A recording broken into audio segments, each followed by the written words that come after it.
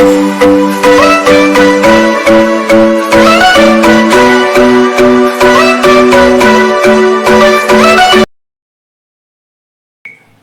શ્રી કૃષ્ણ, જય Jalaram. Hello guys, I hope બધા મજામાં હશો. મારા બ્લોગ જોતા બધા મજામાં જ હોય છે.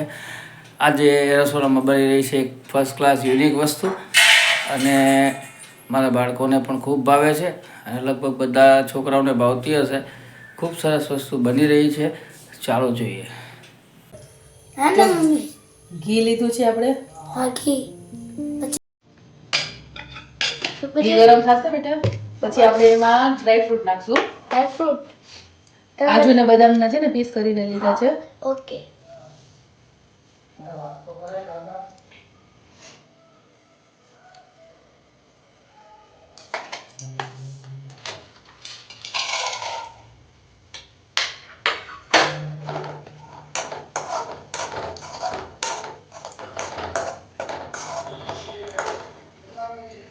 ખજૂર આપણે ઠળિયા કાઢીને સુધારી લીધો છે. કઢાઈમાં ઘી લીધું છે, એમાં ડ્રાય ફ્રૂટ સમારેલા એડ કરી દીધા છે. ડ્રાય ફ્રૂટ થોડા આપણે બદામી રંગના થાય ત્યાં સુધી આપણે તળી લેશું ડ્રાય ફ્રૂટને.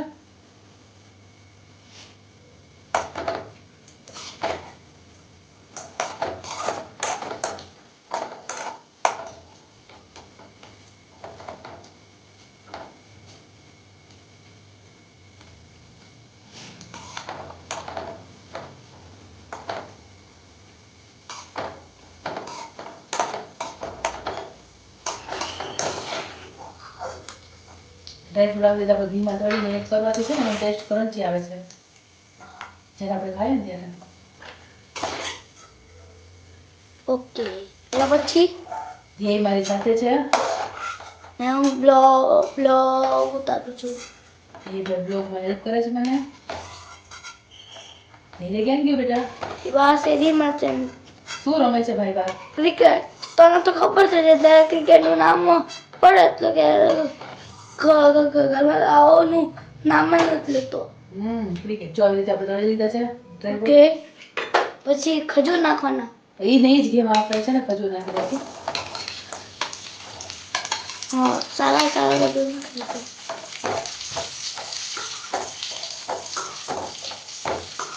ખજૂર ગળી જાય ને ત્યાં સુધી આપણે કાઢી લઈશું.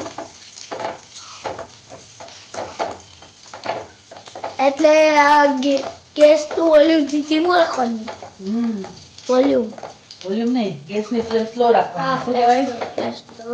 Flame flame. સ્લો પડી જશે.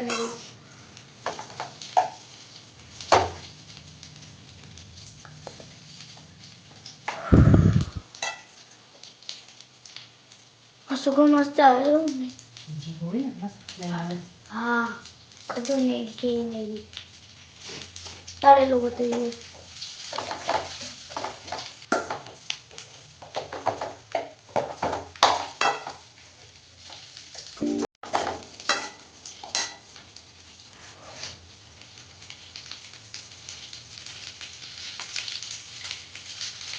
પછી એનું ગેસ પાસ રાખવાનો 2 મિનિટ પછી.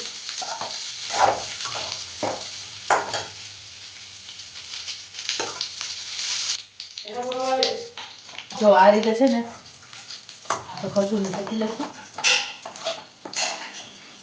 ગેસની ફ્લેમ સ્લો રાખવી.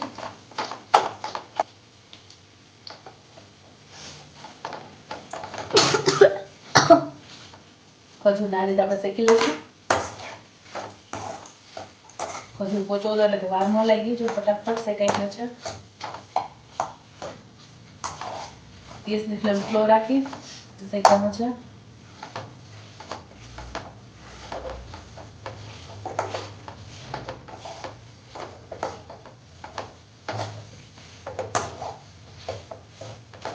એના પછી મમ્મી એના પછી શું કરવાનું? જો ખજૂર શેકાઈ જાય ને એટલે ઘી છૂટું પડવા માંડે છે. છૂટું પડી જાય પછી નીચે ઘી આવી ગયું છે, દેખાતું તમને? હાવ નીચે ઘી આવી જાય એટલે કંઈક કરવાનું. અહીંયા અંદર કંઈક એડ કરવાનું. મસ્ત ગળી ગયું છે એકદમ ખજૂર. હવે એની અંદર આપણે નાખશું થોડો કોપરાનો ભૂકો છે, ઝીણો છીણ આવે છે ને એ. થોડો બસ થોડો કરીએ બાઇડિંગ સારું થાય ને સરસ લડ્ડુ બનશે. ડાયટિંગમાં કે ડાઇટિંગ નહીં, બાઇડિંગ. બાઇડિંગમાં મને લાગ્યું કે ડાયટિંગ આજે બાઇડિંગ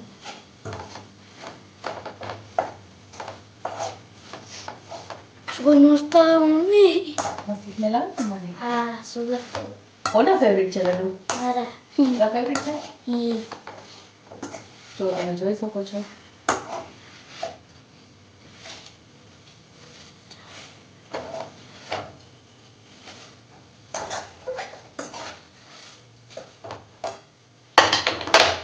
આની અંદર આપણે એડ કરી દઈશું છે ડ્રાયફ્રૂટ તૈયાર થઈ.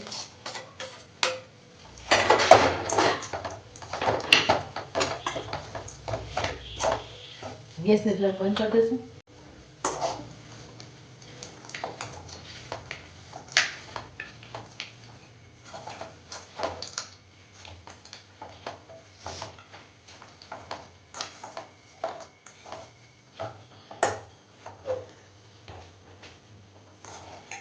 જો હવે આ મિશ્રણ ઠરી જાય ને પછી આને આપણે લાડુ વાળશું.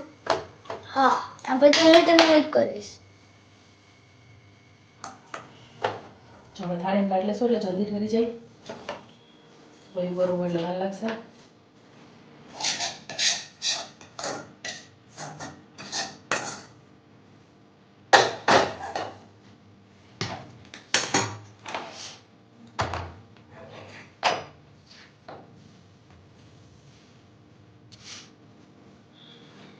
ચાલો હવે આપણે આને લડ્ડુ વાળી લેશું. ચાલો ટોપરામાં ભૂકામાં આપણે આમ કરતા હતા.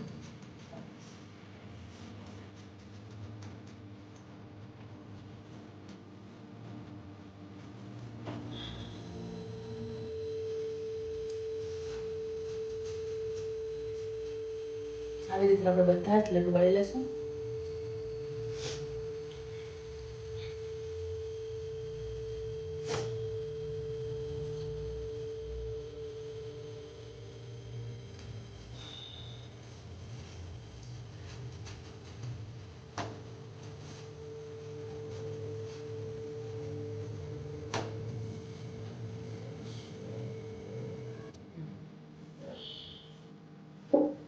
જો એવી જ રીતે બધા લાડુ આપણે વાળી લીધા છે. ચાલો બધા લડ્ડુ ખાવા એ ના કરે. ચાલો આજનો વ્લોગ અહીં એન્ડ કરું છું. જય શ્રી કૃષ્ણ, જય જલારામ. જય શ્રી કૃષ્ણ. આ રેસીપી આપને કેવી લાગી કમેન્ટના માધ્યમથી ખાસ જણાવજો. મારી ચેનલમાં નવા હોય તો સબસ્ક્રાઈબ ખાસ કરજો. બને આટલો આ વિડીયો શેર કરજો જેથી કરીને આ રેસીપી બધાને મળી શકે.